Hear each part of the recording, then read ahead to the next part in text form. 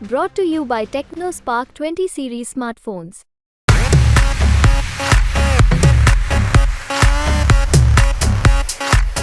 क्या power star Pawan Singh चुनाव बलिया से लड़ने वाले थे?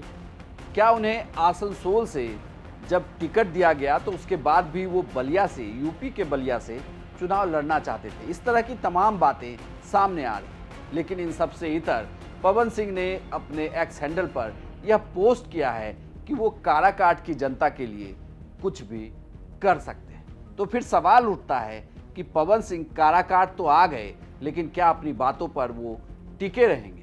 नमस्कार, प्रणाम, बिहार तक देख रहे हैं आप। मैं हूं आपके साथ इंद्रमोहन। पवन सिंह ने ऐलान कर दिया है कि वो काराकाट लोकसभा क्षेत्र से चुनाव लड़ने वाले हैं, लेकिन जब ये सवाल उपेंद्र कुशवाहा से पूछा गया तो उपेंद्र कुशवाहा ने कहा कि जिनके सिर पर प्रधानमंत्री मोदी का हाथ हो, उनसे भला किसी और की क्या ही टक्कर हो। चुनाव कौन लड़ रहे हैं, नहीं लड़ रहे हैं, वो एक अलग विषय है, लेकिन काराकाट हो या कहीं, जहां नरेंद्र मोदी जी का हाथ सर पे है और आम जनता का विश्वास भरोसा है, वह दुनिया की कोई ताकत नरेंद्र मोदी जी के उम्मीदवार को हरा ही नहीं सकती है। असंभव है, चाहे कोई जितना जोर आजमाइश कर ले। उपेंद्र कुशवाहा की बात अपनी जगह तो ठीक है, लेकिन पवन सिंह की काराकाट लोकसभा सीट पर एंट्री बहुत कुछ कहती है। एक, पवन सिंह ने काराकाट की सीट को इसलिए चुना क्योंकि वो ना तो सीधे तौर पर बीजेपी के उम्मीदवार से टकरा रहे हैं और ना ही वो सीधे तौर पर आरजेडी के उम्मीदवार से टकरा रहे हैं। उनके सामने आरएलएम के राष्ट्रीय अध्यक्ष उपेंद्र कुशवाहा हैं। वहीं दूसरी ओर इंडिया गठबंधन से ये सीट सीपीआई-एमएल के खाते में गई, जहां से राजा राम सिंह को उम्मीदवार बनाया गया है।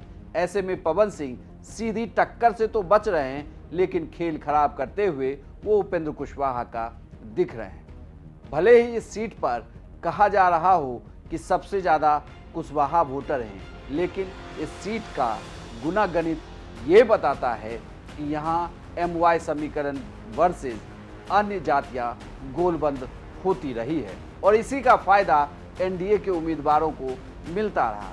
लेकिन इस बार MY समीकरण में सीपीआई का वोट भी है और इतना ही नहीं, इनके ज़्यादातर विधानसभा सीटों पर इंडिया गठबंधन के ही उम्मीदवार चुनाव जीते हुए हैं, तो इसका भी फायदा मिलेगा।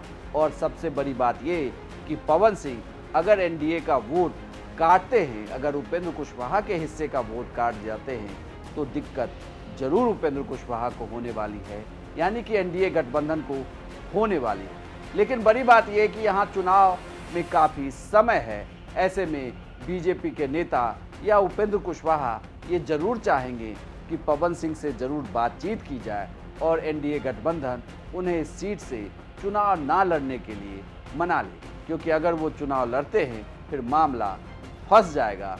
त्रिकोणीय मुकाबले में किसके हाथ जीत लगेगी ये कहना मुश्किल हो जाएगा।